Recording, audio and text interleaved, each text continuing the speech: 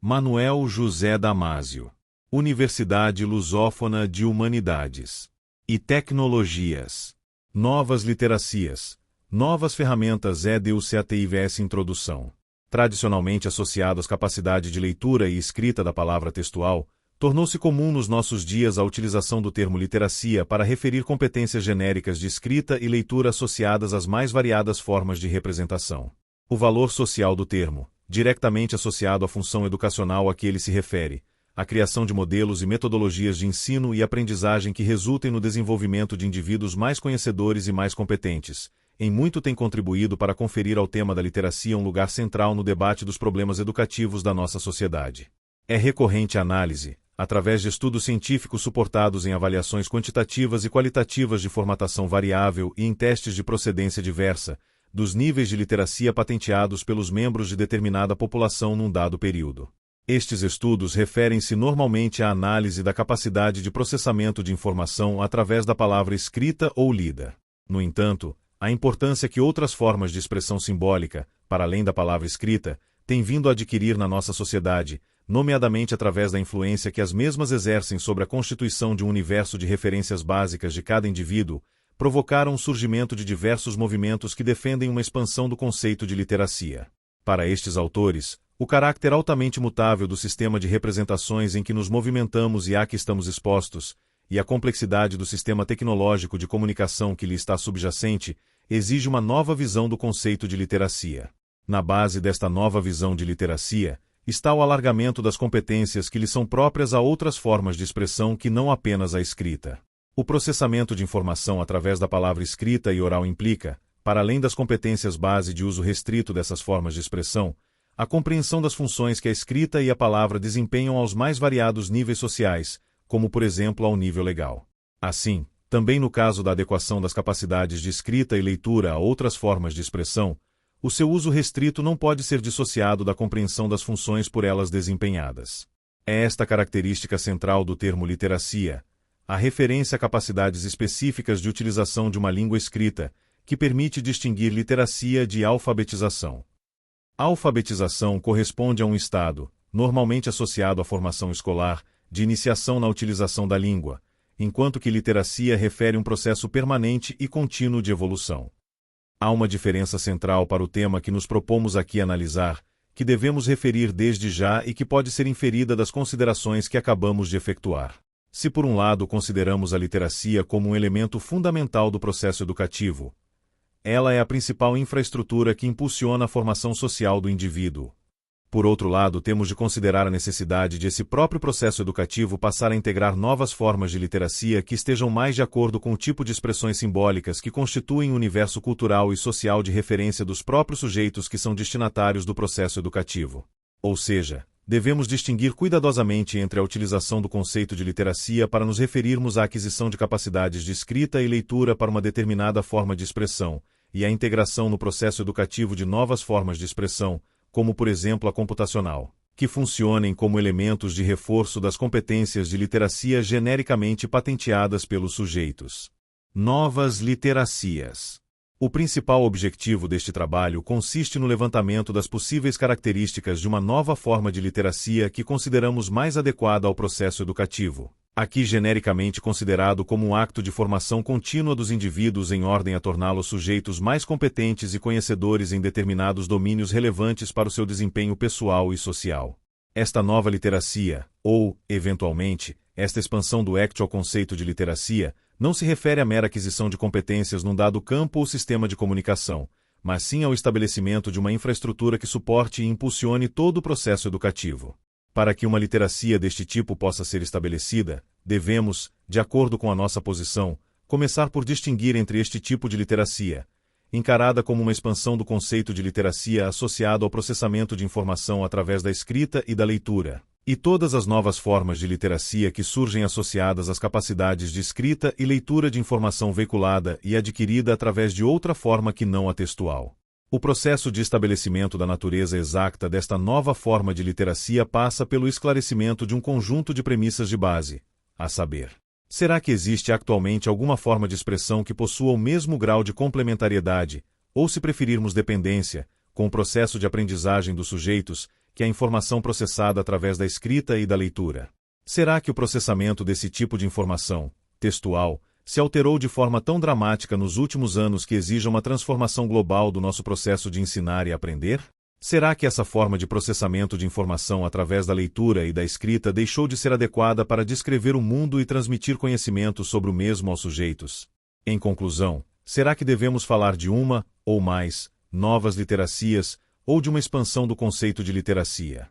Não será certamente polêmico se avançarmos com a ideia de que os principais lugares onde devemos começar a nossa procura pelas novas literacias são, por um lado, os terrenos do audiovisual e, por outro lado, os terrenos das tecnologias da informação. O papel preponderante que o primeiro ocupa na estrutura de construção e disseminação de representações sociais, e o peso que as segundas têm enquanto infraestruturas tecnológicas cada vez mais dominantes em termos de processamento e acesso à informação, transformam estes dois sistemas de produção e reprodução de representações num excelente ponto de partida para o nosso inquérito. Tecnologias da informação, o exemplo da internet. De todas as inovações e novas formas de processamento, acesso e tratamento de informação a que as tecnologias da informação estão associadas, nenhuma provocou nos últimos anos tantas reflexões e acesos debates, para já não falar nos mais fantásticos exercícios de futurologia, como a internet. O crescimento vertiginoso da internet, e o seu impacto cada vez maior nas mais variadas áreas sociais e culturais, teve um efeito catalisador para o conjunto dos discursos que apelavam à necessidade de se desenvolverem novas competências nos cidadãos em ordem à sua correta integração nesse novo mundo que parecia despontar. Info-excluído passou a ser, como já atrás referimos, um termo para designar os iletrados da nova revolução. Sem querermos colocar em causa o impacto que a internet teve aos mais variados níveis, será que devemos atribuir à internet o estatuto de infraestrutura de produção, reprodução e processamento de informação com impacto ao nível do processo educativo dos sujeitos? Embora não esteja diretamente relacionada com o tema que aqui estamos a discutir, vale a pena determos-nos com alguma atenção na análise recentemente efetuada por Michael e Porter a propósito do futuro da internet e das expectativas que em torno da mesma se geraram, nomeadamente no campo econômico.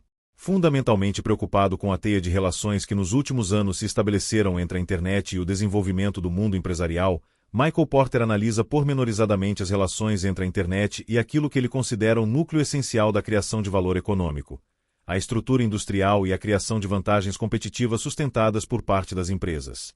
Michael Porter considera que o principal motivo por que o desenvolvimento da internet estagnou reside na discrepância entre as expectativas colocadas neste novo mídia e o seu impacto real em termos de criação de valor econômico para as empresas. O maior paradoxo da internet é o de que os seus principais benefícios, tornar a informação mais acessível e reduzir as dificuldades de compra, marketing e distribuição, também a transformam numa ferramenta mais difícil de controlar pelas empresas em termos de transformar esses benefícios em lucros. Porter considera que, após um período de euforia inicial em que os sinais fornecidos pelo mercado não podiam ser considerados reais e em que muitos negócios evoluíam de forma ilusória, as empresas devem agora realizar uma espécie de retorno aos princípios básicos da gestão e perceber que a internet se dirige a um conjunto de aplicações que, embora necessárias, não são decisivas em termos competitivos, tais como informar os clientes, processar transações ou escrutinar inputs informativos. Os bens críticos para uma empresa, recursos humanos bem treinados, tecnologia de produto proprietária e um sistema eficiente de logística, permanecem intactos e são, na maior parte dos casos, suficientes para manter uma vantagem competitiva clara. A internet complementa, em vez de canibalizar, as atividades tradicionais das empresas e as suas formas de competir. As principais características da atividade comercial mediatizada por este novo mídia que são assinaladas por Porter não estão muito distantes das principais características que foram assinaladas, num dos momentos de maior euforia do crescimento do comércio eletrônico nos Estados Unidos, por Philip Evans e Thomas Wurster da BCG, Boston Consulting Group. Estes autores desenvolveram uma matriz de análise para a forma como se estava a organizar o comércio em ambiente digital que já encerrava os termos do paradoxo que Porter atribui, em termos de atividade econômica, à internet. Segundo estes autores, o conceito fundamental por detrás do comércio eletrônico é navegação. A navegação tem 3 dimensões. A. Alcance. Refere-se à capacidade que o cliente possui de aceder a um determinado produto ou negócio.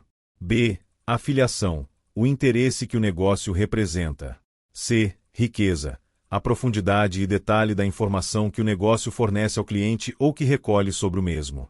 Ora, são precisamente estas capacidades de suporte ao processamento de informação que Porter considera agora redutoras porque, a partir do momento em que não contribuem para a criação de valor econômico ou de vantagens competitivas claras para as empresas, elas vão transformar-se em mecanismos geradores de confusão e distorção no funcionamento normal dos mercados e das atividades das empresas.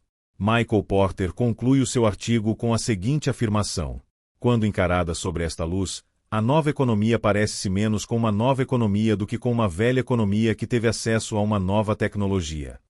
Há duas conclusões preciosas que devem ser extraídas do artigo de Michael Porter e extrapoladas para outros campos que não os da análise econômica.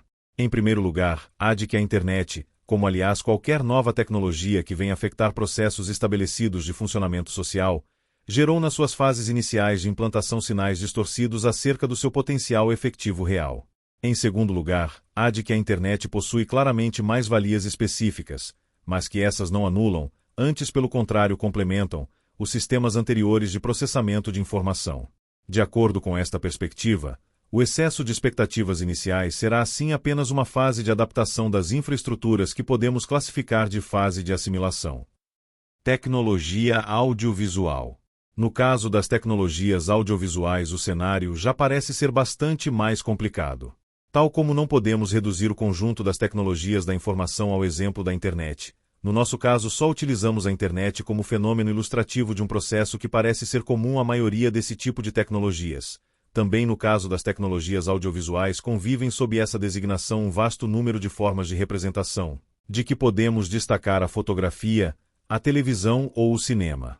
Se a história da internet e da maioria esmagadora das tecnologias da informação é ainda relativamente curta, as tecnologias audiovisuais já há muito que adquiriram um lugar próprio entre o conjunto dos sistemas de representação e são, na maior parte dos casos, apontadas como principal elemento mediático a requerer dos sujeitos competências de literacia específicas.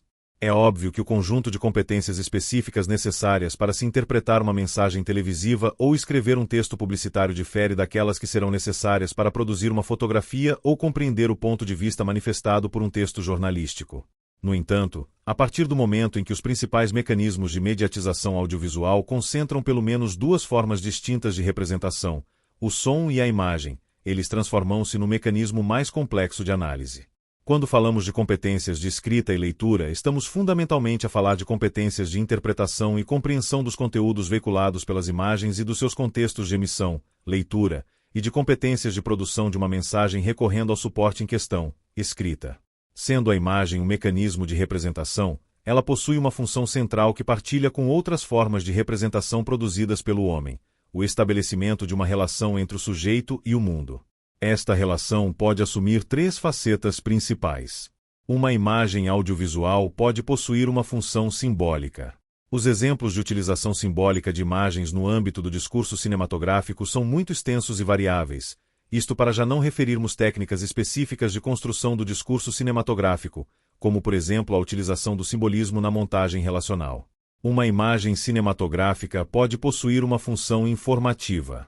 A imagem audiovisual fornece ao receptor um vasto volume de informação sobre o mundo que o rodeia, as referências às coisas e as convenções de interpretação e compreensão dos objetos. Finalmente, uma imagem audiovisual pode possuir uma função estética. Por exemplo, a imagem cinematográfica e o olhar que ela convoca visam provocar e despertar o prazer do espectador, prazer esse que é muitas vezes de ordem estética. O prazer estético não se refere apenas às condições de recepção da imagem audiovisual, mas também às suas condições de produção. A imagem audiovisual, quando considerada nos suportes vídeo ou filme, acrescenta através do movimento e da articulação de som e imagem no mesmo mídia uma dimensão de mimetização do real às suas representações, mimetização essa que funciona como um elemento de simplificação das capacidades de leitura. O principal factor que afeta nossa capacidade de apropriação do mídia parece residir na importância que a edição, enquanto mecanismo de controlo e manipulação da estrutura de produção das representações, adquire na maior parte das formas específicas de produção audiovisual. Uma literacia mediática que se referisse especificamente ao audiovisual deveria lidar não somente com os conteúdos veiculados, mas principalmente com os sistemas de produção técnica desses conteúdos. Assim, somos novamente confrontados com a dicotomia entre uma literacia que se refere à mensagem, na medida em que integra essa mensagem no movimento de produção de conhecimento, e uma literacia que se refere às condições tecnológicas específicas de apropriação das capacidades de escrita e leitura para um mídia em particular. Paul Messaris defende que a capacidade de reconhecer e interpretar o sentido de uma imagem, quer em movimento quer parada, não é afetada por nenhum esquema específico e processual de aquisição de competências.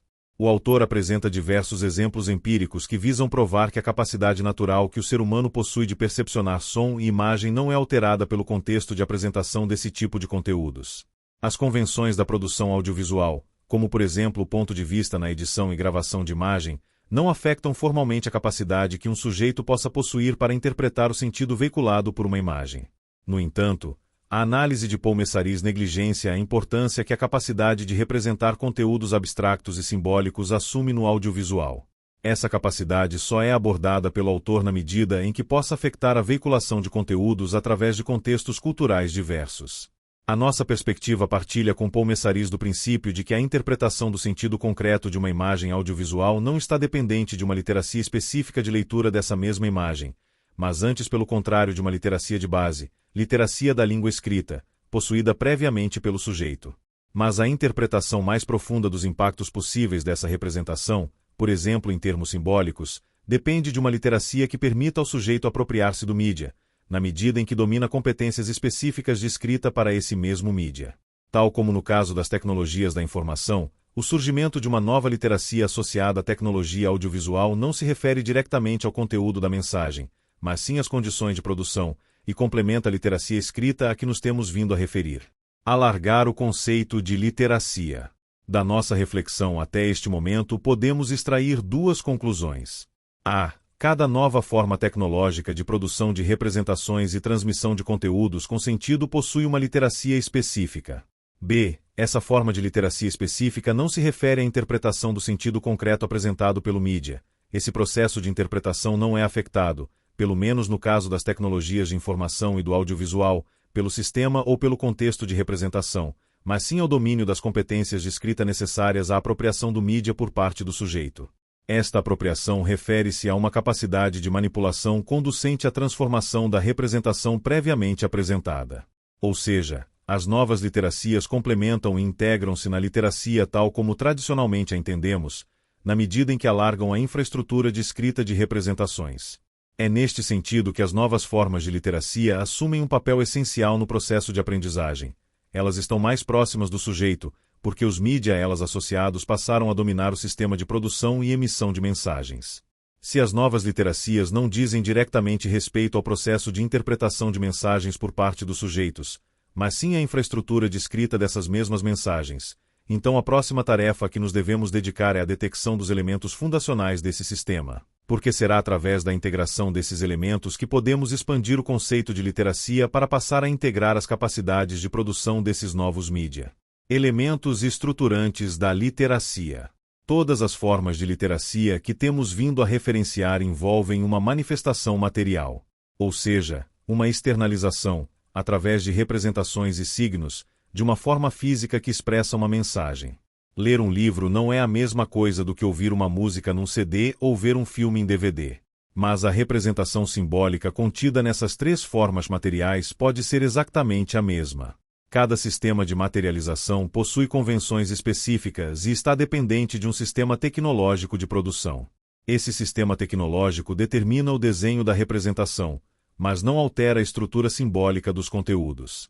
A faceta material é a capacidade de inscrição de representações que um determinado mídia patenteia. Se quando falamos de uma faceta material estamos fundamentalmente a colocarmos-nos no lado do emissor de mensagens, então um outro elemento fundacional deve referir-se ao lado do receptor. O segundo elemento estruturante da literacia é a capacidade cognitiva que um sujeito possui de reconhecer uma representação. Reconhecimento e recordação. O trabalho de esquematização da memória que permite posteriormente associar uma representação observada a outra anteriormente observada, não devem ser confundidos com a capacidade de interpretação, baseada nas suas competências e conhecimentos prévios, do sujeito. Finalmente, devemos considerar o contexto de processamento e transmissão das mensagens. O terceiro elemento fundacional do sistema será então social. Ele refere-se à comunidade e ao contexto social de produção das mensagens. Estes três elementos estão na base do sistema de processamento de informação em que assenta a literacia. Vejamos então agora de que forma é que as novas literacias afetam cada um destes elementos fundacionais. Se nos determos exclusivamente do lado dos receptores e dos contextos de produção e disseminação das mensagens, os elementos cognitivos e sociais, observamos que, por maior que seja o impacto social ou cognitivo dos mídia a que se referem estas novas literacias, eles não vieram alterar nem o processo cognitivo e sensorial de reconhecimento de uma representação por parte de um sujeito, nem as estruturas de organização social existentes.